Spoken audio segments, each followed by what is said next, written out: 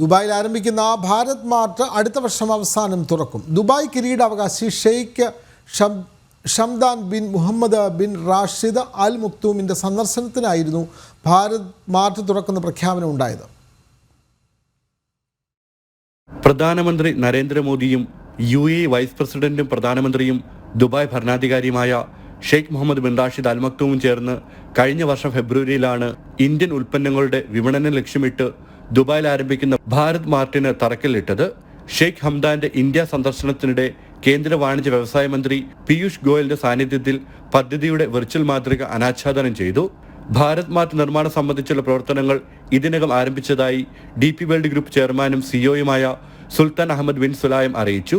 Dubai Jebel Ali സ്വതന്ത്ര വ്യവസായ മേഖലയിൽ ആരംഭിക്കുന്ന ഭാരത് മാർട്ട് അടുത്ത വർഷം അവസാനം തുറക്കും.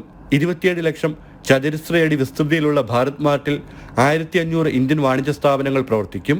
ഇന്ത്യയിൽ നിന്ന് കയറ്റുമതി ചെയ്യുന്ന എല്ലാ വസ്തുക്കളും ഈ കേന്ദ്രത്തിൽ ലഭ്യമാകും. ഇത് വിൽക്കുന്നവർക്കും വാങ്ങുന്നവർക്കും ഏറെ ഉപകാരപ്രദമാകുമെന്നാണ് പ്രതീക്ഷിക്കപ്പെടുന്നത്. ജനം, ദുബായ്.